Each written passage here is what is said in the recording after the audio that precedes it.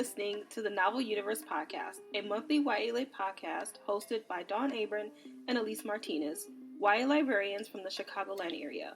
Each episode features reviews and rants on new and upcoming YA books. We're here to help you navigate your TBR pile. What's good, what's bad, and everything in between. I'm Dawn, the criticizer of books.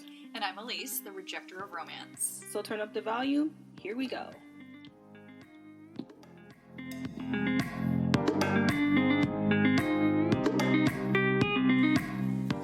Hello and welcome back to the Novel Universe, take 3.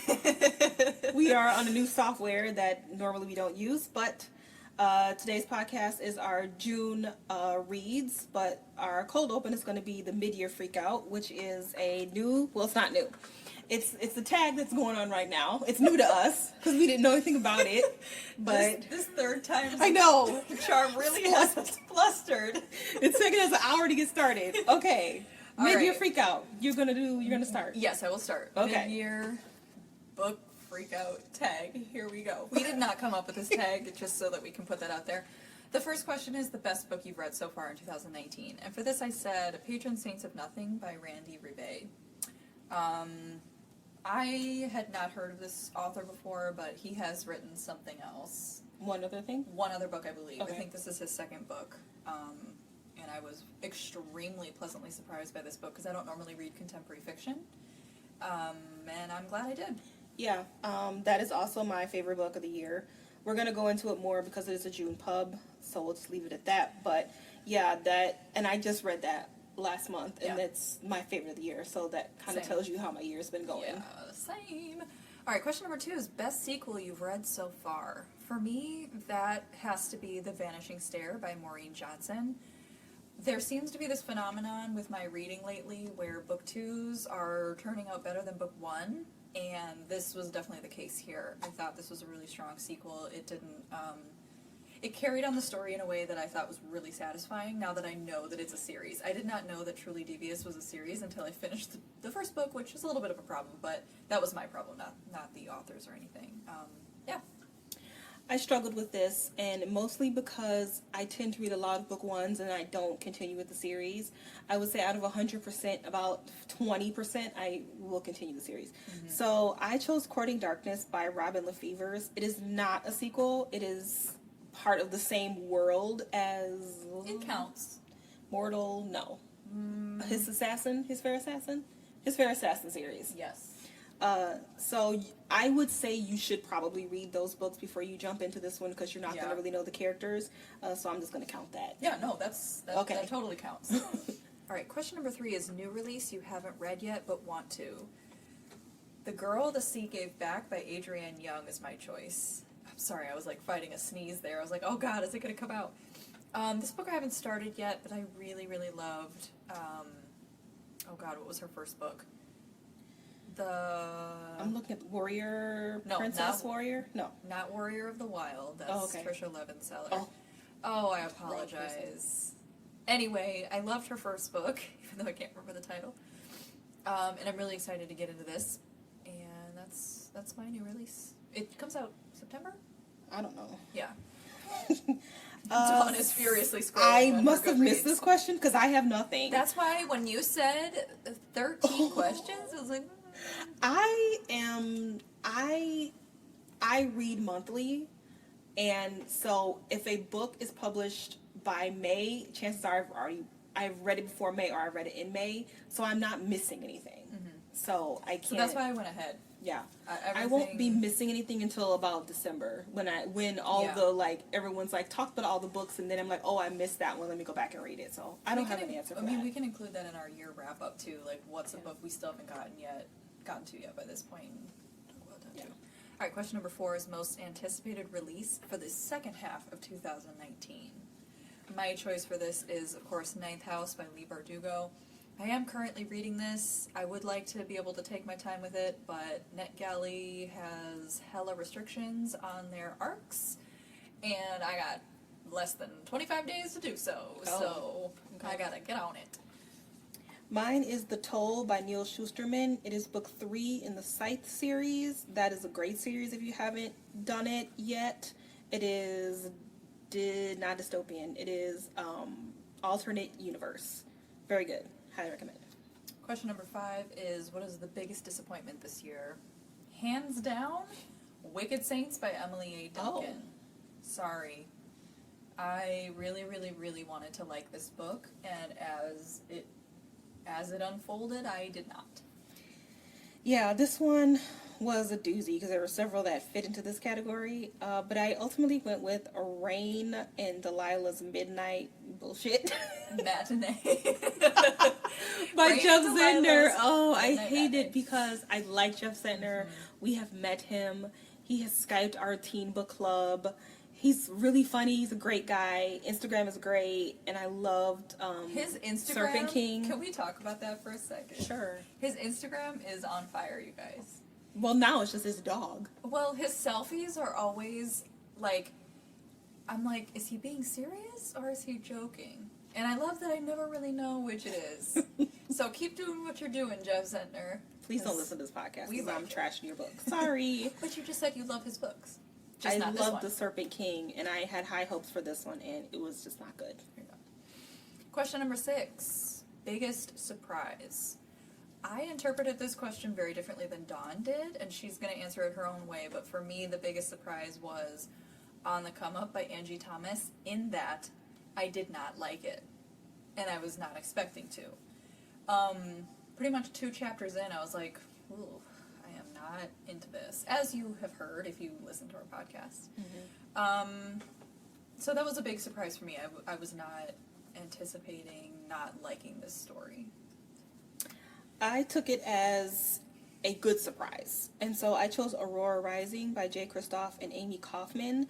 I do not like Kristoff's teen books. His YA books are not as good as his adult books. I also I couldn't get through Illuminate. It's not that I didn't like it. I couldn't get through it.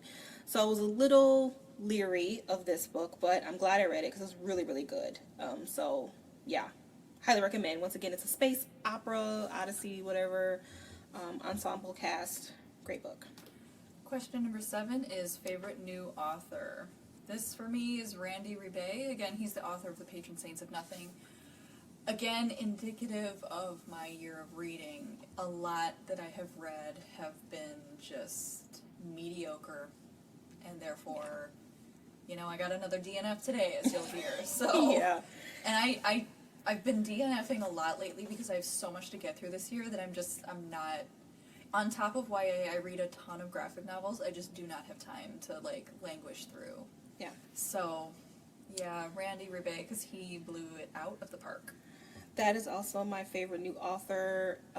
I've read some new authors, and yeah, I haven't even given a lot of 4s this year, let alone 5s, or I haven't given any 5s this year. So yeah, it was Randy again because he's new to me, and I was trying not to repeat books, but I couldn't. I couldn't. Yep, I was trying to as well. Yeah. All right, newest fictional crush, question number 8. This for me has got to be Severin from the Gilded Wolves. And this is a bit of a stretch. I didn't necessarily have a crush on his character, but his backstory was very interesting and very sad and very I was going to use the word attractive, but that's not the right word that I'm looking for. But I really enjoyed reading his character and the way that he's described on the page. He seems very Kaz from Six of Crows, but way more refined, if that makes any sense.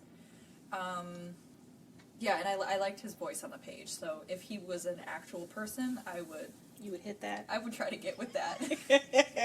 So, that's The Gilded Wolves by Roshni Chokshi. Okay. This whole crush thing, I wouldn't necessarily say it's a crush. Right. But I did enjoy Darlington from Ninth House. I was Yes, gonna I've say already that. read it. Yeah. Because and I didn't think I could because I'm not far enough into the story to even say that, but I do like his voice. Yeah, he's great. He's a really good character. I'm not gonna say anything else 'cause- She writes males very well. Yeah, she does. Very well. Interesting. Yeah. Yeah. All right, speaking of Leigh Bardugo, newest favorite character, number 9. That's going to be Zoya from King of Scars for me. Ironically, she's not a new character. She was in the But here's the thing. whatchamacallit? I did not finish the Shadow and Bone series, and I do not remember her from that. So for me, it was a new kind of take on her character, I guess, since she's not technically new. Good point.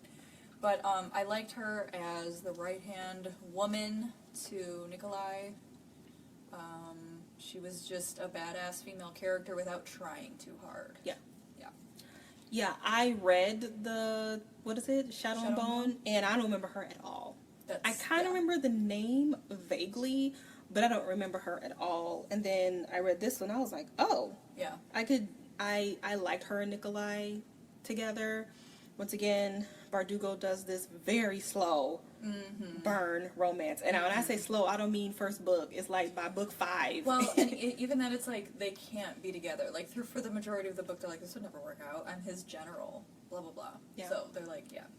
They barely even talk about it, though. Right. It's just like this unsaid Which makes it more attractive. Thing. Yeah. Oh my god, it's so sweet. Okay. Tangent. Next. Anyway. All right, number 10, book that made you cry. For me, that's definitely The Lovely War by Julie Berry. This book was intense. It was very well researched. It was very, it takes place during World War I into World War II. I don't know. Yeah. So the majority of the story takes place in World War I, and then at the end you kind of see the beginnings of World War II. But anyway, yeah, this book had everything that's sad and horrific about humanity, and she went there. I did cry at this book, and I do not cry very... it wasn't like a weepy cry, but it was definitely like, oh my god. I think 3 books have ever made me do that. This one, The Kite Runner, and Salt of the Sea. Wow. Yeah. Were you like, was it like stream of tears or just a couple tears? No, it was like it was a supreme well in the eyes. I get to see the visual, folks, you know. I kind of grasped my eyeballs. You know, the kind where when you blink, it just like slowly drips out. Oh, God. All right, well, I didn't want to repeat, but I had to. Patron Saints of Nothing. Yeah, I was weeping. There was no well of tears. I didn't cry at that one. Yeah. Weeping. It was sad. At the end of that book. Oh my god. Yeah. I weep at the end of books. You're a weeper. I'm a weeper. Alright, number 11. A book that made you happy. I chose In the Neighborhood of True by Susan Kaplan Carlton. This book made me happy because it portrayed a perspective that I haven't seen much in YA, and that is of a Jewish teen that is not centered around the Holocaust and or World War II. And I also liked that this book in a lot of ways did not lean into some of the stereotypical teen depictions. That's a big deal for me. And so it just made the overall experience and story more authentic. So I guess that made me happy. Well, I chose The Priory of the Orange Tree because I was happy to finish. It was 848 pages. It was quite dense. And I was just happy to get through that bitch. Because it was a lot of book. It made me very happy. Oh, that's hilarious. All right, question number 12. Favorite book to movie adaptation that you saw this year? Wait a minute. Where did this question come from? I didn't see this question. I don't know where you got your questions from. Somebody must, the blog I looked at must have picked the one she wanted. Because why would they do 13 if they could round it off to an even 15? Yeah, so... No, I gotta think. Yeah. Go ahead. This one is not YA, but it was What's crazy. What's the question? Favorite book to movie adaptation you saw this year? Okay. For me, that was Crazy Rich Asians. I enjoyed the book. So I did read the book, and then I saw the movie. I thought the movie was decent. They changed a lot in the movie, and I was really upset that Astrid did not play more of a pivotal role in the movie like she does in the book. I didn't like the diminishment of her character. But overall, the movie was pretty decent. So yeah, Dawn? I guess I'm gonna have to go with To All the Boys I've Loved Before. I did not, well, I guess I didn't read the book, huh? That's okay. Yeah, I don't like romance, so I ran away from that. As soon as I saw it on the shelf, I was like, hell no. So I was like, let's watch the movie. Really cute movie. Not cute enough to make me read the book, but yeah. The movie was surprisingly good. Yeah, I was not expecting surprisingly enjoyable. that to be good. But I mean, within the first like 10 minutes, I was like, okay, yeah. Yeah. I'm enjoying this. Her fashion was great too. Yeah. I really enjoyed that. Alrighty. Number 13 is favorite review you've written this year. This one was difficult for me because I haven't been writing a lot of reviews on Goodreads, simply because I write about 2 reviews a month for SLJ, and that takes up a lot of my time. So I am going to choose one that is in SLJ, and that is a graphic novel called Lucy Dreaming by Max Bemis, illustrated by Michael Dialanis. I apologize if I am butchering both of those names. But you can find my review in the, I believe it's the May or June issue of SLJ, and it is also on the Amazon page for that book, and that is Lucy Dreaming. The artwork was fantastic. I liked this book. The story was a little bizarre at the end, but the illustrator made up for a lot of the empty pockets in the story. Alright, I struggled with this one because I write reviews for all of my books, and some of them are just like, rah, rah. I know you're going to be surprised. So my favorite one was actually The Spaces Between Us by Stacia Tolman. You had a lot of feelings about that. I had a lot of feelings about it. And so, mostly because I wanted it to be great, and it just didn't quite. And I was kind of writing why. She had a lot going in that book, and it was just a couple missed opportunities. So, yeah. Yeah, strong feelings always yield good reviews. Yeah. Alright. Question number 14. Most beautiful book that you've read so far this year. Again, for me, that's going to have to be The Gilded Wolves by Roshni Chokshi. That cover is so good. Beautiful. Yes. What did you put? I thought I meant cover. Yeah, that's a cover. Oh, okay. So I was like... Yeah, the cover is beautiful. Okay. Is it my turn? Yes, it is. Okay. So I chose With the Fire on High by Elizabeth Acevedo. Have you seen the cover? Yeah, it is. It is This pretty. girl's eyebrows are great. Yeah, they Look are. at those brows. That is a 2019 brow right there. Yeah, this is a Thick beautiful and cover. luscious. Yeah, It's it a great is. cover. The book, but the cover was really pretty. And it's like really vibrant. There's a brown girl on the cover with her afro and her scarf and her popping brows and her pink lip. It never stays on the shelf at the library. So, great cover. All right, last question, which is, what books do you need to read by the end of the year? So I pretty much wrote on my list. That's going to be Guts by Raina Telgemeier, 13 Doorways, Wolves Behind Them All by Laura Ruby, Serpent and Dove, I don't remember who wrote that book, I apologize, Slay by Brittany Scott? Snow? Brittany Morris. I think Hang on, Brittany let me- Snow's an actress. That's definitely, yeah. Hold on. I've got my books right It's here. Shelby Mohern. A Serpent and Dove. Okay. A Treason of Thorns by Laura Weymouth, Fireborn by Rosaria Munda, Grave Maidens by Kelly Kuhn, Fountains of Silence, obviously, by Ruta Sepetys. This was probably one of the ones I'm most looking forward to. And then There Will Come a Darkness by Katie Rose Poole. Another one that I included in there that, or did not include, is the Vow of Thieves book 2. Vow of Wolves? Thieves. It's called Vow of Thieves? Yes. Dance of Wolves is the first one. Okay. I was like, Vow of Wolves? I'm sorry. That's not a thing. Vow of Thieves by Mary E. Pearson. I cannot talk about her books enough because nobody's reading them.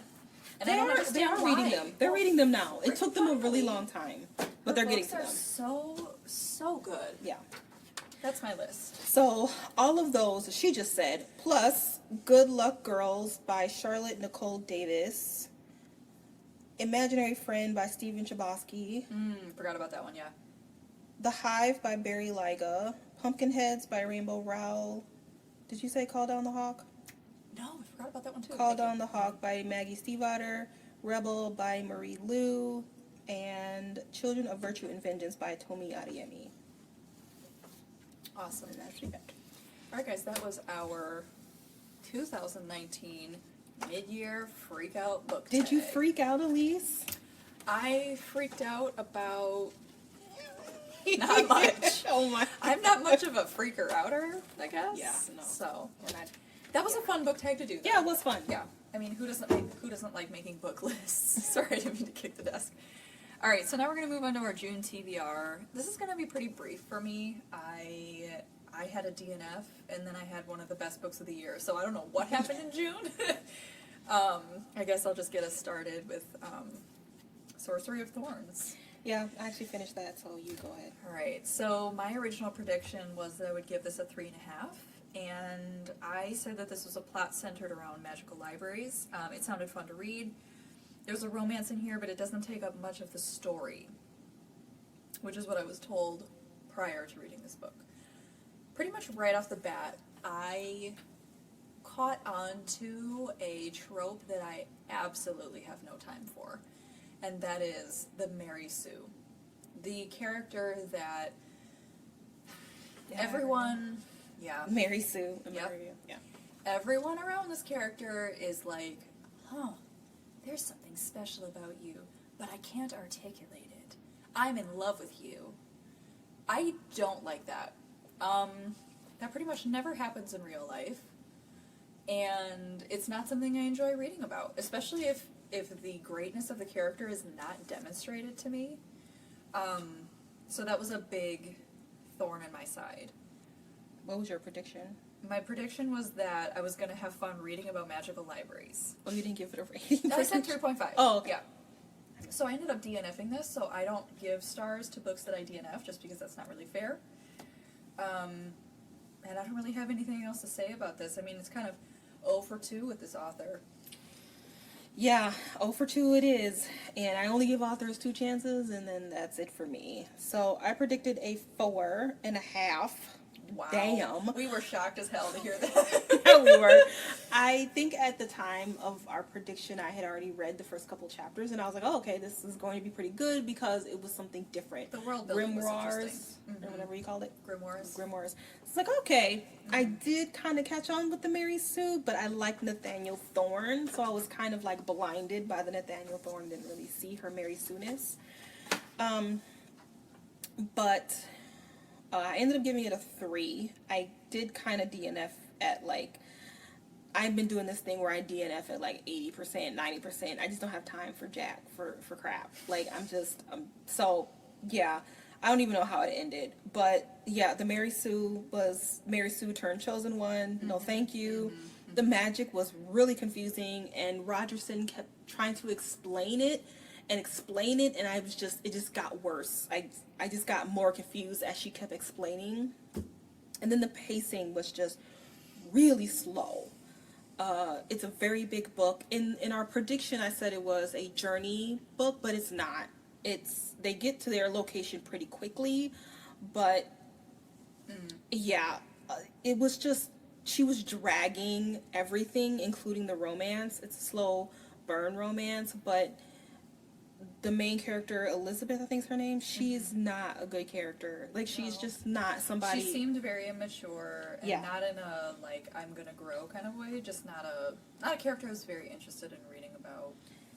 Yeah, she's an orphan, she's been sheltered in this church, yet she manages to save the world. Negatory. Yeah, she kills a grimoire that's attacking her within the first couple chapters, wielding a massive-ass sword. I'm sorry, did you write into the narrative that physical activity was a part of their education here at the library? Because I missed that. I don't know. Swords are fucking heavy. And a little-ass teen is gonna... And she's like, he towered over me, blah, blah, blah. And he threw something at a tree that would have killed me like I was a toy being thrown against the wall. I'm like, oh, and then literally the next page, she's like stabbing him with a sword and he dies. I'm like, that is not how that works. Does physics not exist where you are? I guess not. I don't know if she has some kind of healing powers. I don't remember. All I know is that the pacing was just not good, and Nathaniel was a good character. He was a really good character, reminded me of Nikolai, but he wasn't on the page, barely at all. I would rather read his story than hers, and that's a huge problem. All right, book number 2 for me was Patron Saints of Nothing. Before you get into that, sorry, I do have other books. I didn't predict them, but I did read them in June. The Beholder by Anna Bright. I would take a hard pass on that one, guys. The Evil Queen by Jenna Showalter. Also take a hard pass on that one. And Deviate, I DNF'd. It is not because the book was bad. That is by Jay Kristoff. It is book 2 in Lifelike. Lifelike was just okay. I didn't like the ending. I felt like the writing was not a J. Kristoff type of a writing that bothered me. And this book, I just didn't have, I just wasn't feeling it. I was like, I don't want to read this book. So it's not a bad book. It's a good book. And if you read the first book, Lemon Fresh, it's about her, and she was a great character. I just didn't. Lemon Fresh is her name. Her name is Lemon Fresh. Yeah, she's a great character. His books tend to have a lot going on, and it's like hard to figure out what to focus on, and it's just information, sensory overload, and I can't sometimes with his books. So, yeah, that's what It happened. works in adult books, but sometimes in a teen story, it's just a little saturated. All right, All right. Patron Saints. Patron saints of nothing. I predicted that I would give this book a 4 stars, and I literally wrote nothing else.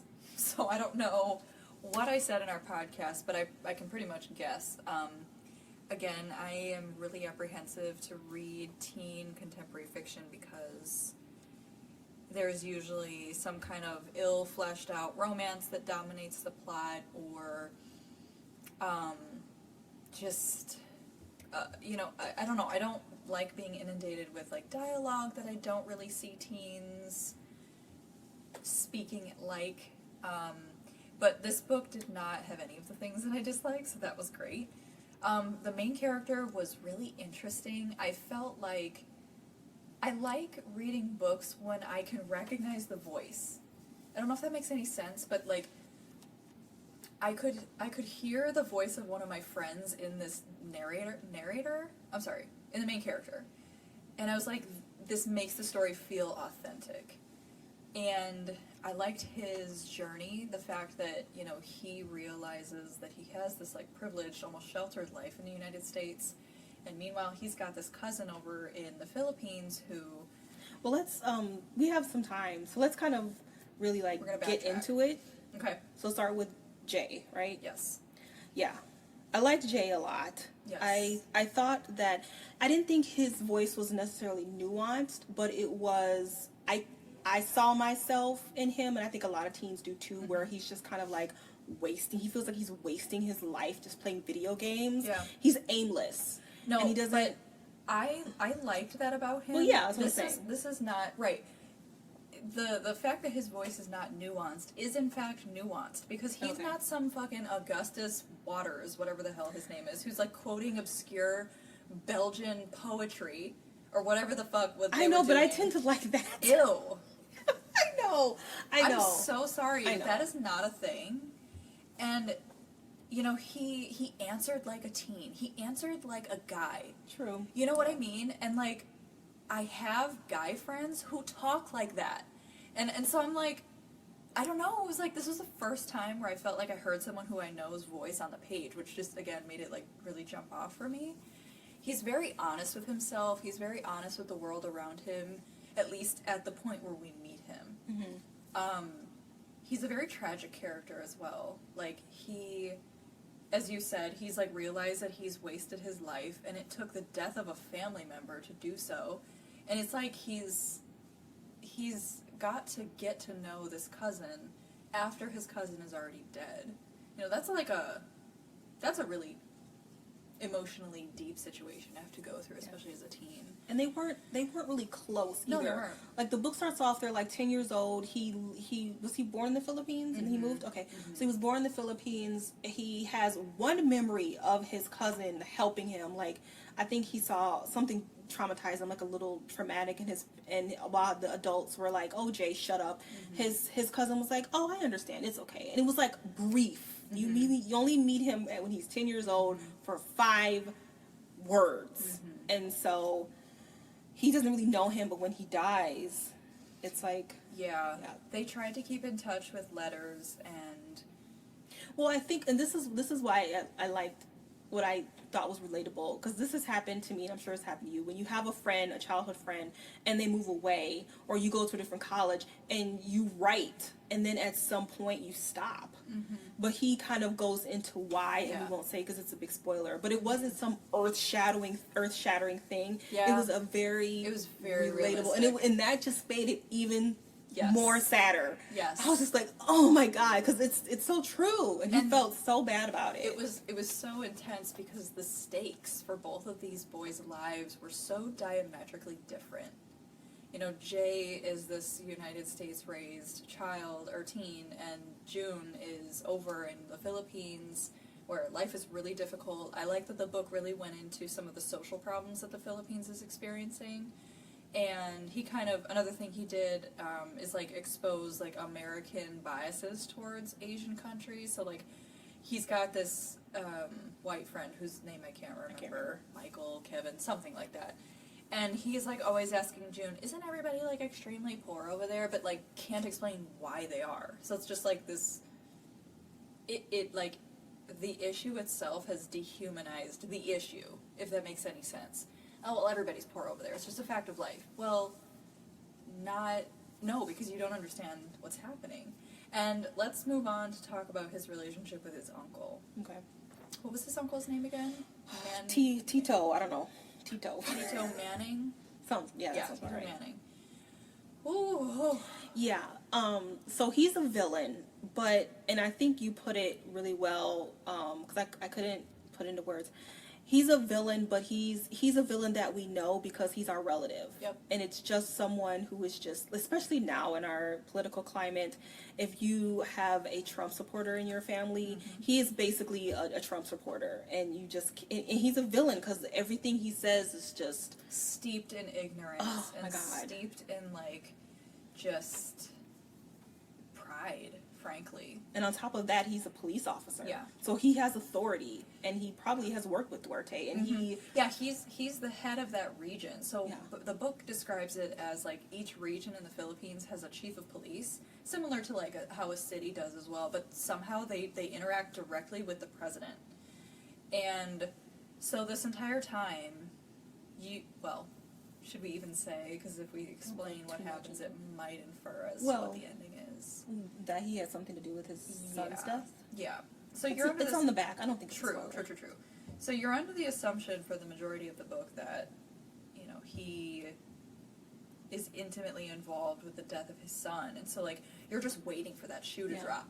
Because he keeps talking about how, you know, what Duarte doing with the drug war is right and it's just and this is how it should be. And so that's how his son died. And so the entire time, like, oh my God, hopefully it's not true. We're not going to say what happens, but... And ironically, I like that Randy Ribay did not necessarily feel the need to info dump the reason why that is not the truth. That, like, people who do drugs are just flat out evil, and if you eliminate those people, then society will be better. That drug use and drug addiction and drug-related crime does not begin with that thing. It's as a response to poverty. It's as a response to, like, you know, lack of resources, lack of mental health resources, lack of jobs. So he explains that by showing us through June's life as Jay is traveling around to different people who knew him, and he's, like, gathering this information. And I thought that was really well done. Because I would feel the need to, like, explain everything in, like, an info dump segment. But he did a really good job of demonstrating that and showing that as it relates to Filipino culture. And weren't they smoking weed at the beginning of the book? I don't remember. I think they do smoke.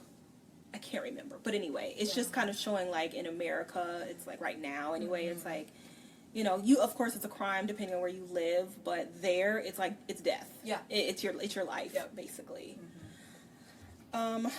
So another thing I liked about this book, and I read a book right before it where one of the characters dies pretty early in the book, but then the reader is supposed to grieve, but you can't do that if you can't connect to the character, and that was the downfall of the book. I can't remember, How to Make Friends with the Dark, I think it was. Yeah. Whereas this one, like I said, June is only on the page for a couple sentences, and he dies immediately. But I feel like I got to know him more than almost any of the other characters in the book. And that was so sad because he was such a great kid. And then at the end, when, you know, they finally get to grieve for him, it was awful. You just get to know him through all these letters that he's written. Very smart young man. Yeah. just a great character, and he's not alive on the page at all. And I think that is a sign of really good writing. Oh, When you it's can make wonderful. a reader feel grief over a character that you never really get to meet, like, alive, that's great. Because he demonstrated this sort of like ripple effect that this character had in the lives of so many people, and like obviously as well as Jay's life. The last thing I want to comment on is the romance. In that there is, but there isn't one. He never makes it like a massive part of the story, and I thought that it was really realistic how it all went down. Like he meets this girl in the Philippines who, I don't remember her name, Mia, something like that, who already has a boyfriend, and so he can't really like pursue her very much, but clearly there's like something between them, and he leaves by just like saying, when he has to go back to the United States, he just has to say goodbye, and the book ends on a positive note where he might be able to see her again. And I thought that that was really well done. Yeah, Like, I like that. Mia was a great character. She helped teach him about Filipino culture and the issues that they're experiencing, and gave him kind of that courage to spread the word. And so it was like that full circle moment of like his dad leaving the Philippines, which to their family seemed like a rejection, but Jay's embracing of the culture. It's not a grammatically correct phrase, but whatever. He embraces the culture, and like I felt like that was demonstrated through like his relationship with Mia. So I thought it was really just, that's a romance I have no problem reading about. One other theme that I will talk about is that you don't see too much in YA fiction is fathers and sons. Jay and his father do not have a good relationship in the beginning. It's not like the worst thing, but they kind of live their life separately. But by his father shows pretty much no affection for him, whereas his mother does. And so by the end of the book, and I think there's a lot of men in this book, so it's his uncle, and he has two uncles, and one aunt. I don't know what I was going with that, but at the end he kind of reconciles with his father, and I thought it was a really sweet moment. You don't get a lot of adults in YA fiction, in which there needs to be more. Agreed. So I thought the adults were really, really good in this book. There's a wide spectrum of representation of adult influences. Yeah, that's a very good point. But overall, great book. Yes. It's called Patron, Saints of Nothing, also a great title. Yes. I do think that this book is going to either be on the short list for the NBA, the National Book Award. I think it'll get a Prince honor, if not win the award. It's a very well written book. And another thing that I think Ribay did well is the conflict in the Philippines is not exactly flashy and exciting. I mean, it is, but I mean, it's still current events, and what teen wants to read about that? But I think he did it in a really like relatable way. It was engaging. Teens will really get into it, and they'll learn some things. I don't think a lot of teens realize what's happening in other countries. Yeah, he kind of structures it like a murder mystery, but without trivializing the problems or making it a sensation, you know, and he walked a very fine line very effectively. Yeah. Yeah, so. All right, well, if you like what you hear, please follow us, and thank you for joining us, and we'll catch you in the next podcast.